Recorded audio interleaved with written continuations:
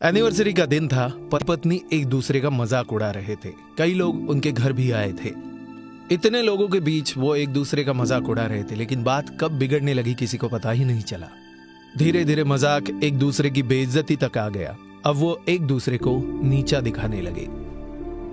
Party में आए हुए सभी लोग तमाशा देखकर खुश हो रहे थे। किसी ने उनको रोकने की कोशिश भी नहीं की, उल्टा सब हंस रहे थे। लेकिन हद तो तब पार हो गई जब पत्नी ने यह कह दिया कि तुम्हारी औकात ही क्या है मेरे सामने। तो सन्नाटा सा छा गया। पति निशब्द हो गया। जो पास में हंस रहे थे सब एकदम से चुप हो गए। इस पूरी शांति के बीच एक महिला सामने आई। वो महिला उस पत्नी की सहेली थी। पति का नाम सुभाष और पत्नी का नाम रंजना था। सहेली ने रंजना का हाथ पकड़ा और एक बोर्ड के पास उसे लेकर गई और एक मार्कर पेन हाथ में थमा दिया। रंजना ने सहेली से पूछा, ये क्या है? मुझे इधर क्यों लेकर आई हूं? मुझे कुछ लिखना है क्या? सहेली ने जवाब दिया, हाँ, एक काम करो, तुम बोर्ड पर 15 ऐसे लोगों के नाम लिखो जो तुम्हारे सबसे करीब है। रंजना ने नाम लिखने शुरू किए। माता पिता, सास ससुर, पति, बेटे, अन्य रिश्तेदार और कुछ खास दोस्तों के नाम लिख दिए।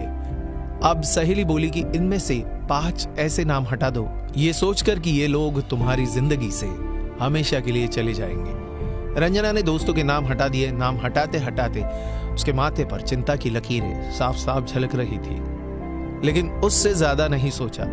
इस बार सहेली बोली, ठीक है, अब एक काम करो, 4 नाम और हटा दो। पूरा माहौल बदल गया। सबके मन में एक ही सवाल था, आखिर ये हो क्या रहा है? रंजना ने रिश्तेदारों के नाम हटा दिए। अब सिर्फ बचे माता पिता, सास ससुर, पति और बेटा। सबकी नजरें बोर्ड पर। आगे क्या होने वाला है? लेकिन अब रंजना को सहेली के कहने पर 2 नाम और हटाने थे। भावुक चेहरे और माथे पर पसीने के साथ उसने सास और ससुर का नाम हटा दिया और बोली कि उन माँ बाप का नाम मैं नहीं हटा सकती जिन्होंने मुझे जन्म दिया है। प्लीज मुझे माफ करना सुभाष। सुभाष ये सब देख रहा था लेकिन कुछ नहीं बोला। सहेली बोली कि अब बचे माता पिता, पति और बेटा। रंजना, एक काम कर दो, 2 और नाम हटा दो। रंजना ने रोना शुरू कर दिया कि एनिवर्सरी का दिन है और ये सब क्या करवाया जा रहा है उससे।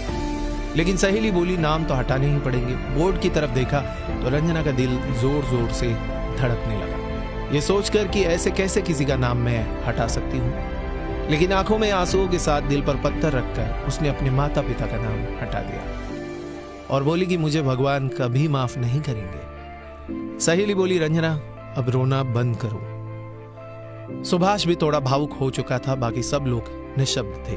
अब सहेली बोली, बोर्ड पर पति और बेटा है, इन दोनों में से किसी एक को चुनना होगा तुम्हें। रंजना, यदि इन दोनों में से एक का नाम हटाना हो तो वो कौन सा होगा?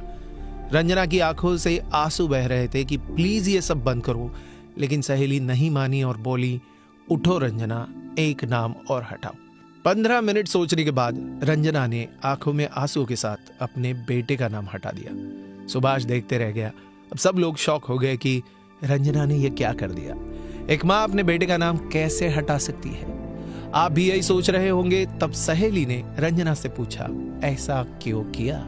एक माँ होकर अपने बेटे को ठुकरा दिया और पति को चुन लिया, ऐसा क्यों किया तुमने?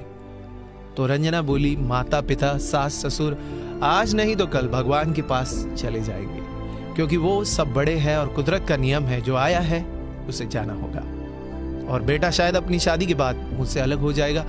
हो सकता है मुझे आश्रम भी भेज दे, हो सकता है मेरी सेवा करे, या ऐसा भी हो सकता है कि मुझे घर से निकाल दे, क्योंकि आज की पीढ़ी का क्या भरोसा। रोते रोते सुभाष के पास गई और बोली कि इन सब के बीच सुभाष जो मेरा पति है वो मुझे कभी नहीं छोड़ेगा और आखिरी सांस तक मेरा साथ देगा और मेरी रक्षा करेगा, मेरी देखभाल करेगा। मेरी हर जरूरत वही पूरी करता है, मेरी हर जिद वही पूरी करता है। सुभाष की आंखों से कब आंसू गिरने लगे उसे पता ही नहीं चला। पूरा माहौल बदल गया। जितने भी लोग उधर मौजूद थे सब रोने लगे। सहेली बोली कि जिस पति से इतनी उम्मीदें हैं, उस पति की औकात की बात तुमने सबके सामने की। रंजना जोर से रो पड़ी और सुभाष से माफी मांगी। सुभाष ने भी रंजना से माफी मांगी। उस दिन दोनों को एक दूसरे की कीमत का एहसास हुआ। ऐसी एनिवर्सरी शायद पहले किसी ने नहीं मनाई होगी। सहेली ने रंजना को सही रास्ता दिखाया और शायद एक परिवार को यह सिखाया कि परिवार क्या होता है। बाकी सब तो सिर्फ उनके झगड़े का इंतजार कर रहे थे। आखिर में रंजना सुभाष से कहती है, मैं रूठूं तो तुम मना लेना, तुम रूठो तो मैं मना लूंगी, ये जिंदगी का सफर यूं ही गुजर जाएगा। दोस्तों, इस कहानी को लेकर आपकी क्या राय है, नीचे कमेंट में जरूर टाइप करके बताइएगा। और अगर आपको वीडियो अच्छा लगे तो ज्यादा से ज्यादा शेयर कीजिएगा, लाइक कीजिएगा, और हाँ, ऐसे इंस्पिरेशनल वीडियोस के लिए सब्सक्राइब कीजिएगा हमारा यूट्यूब चैनल और फॉलो कीजिएगा हमारा फेसबुक पेज। धन्यवाद।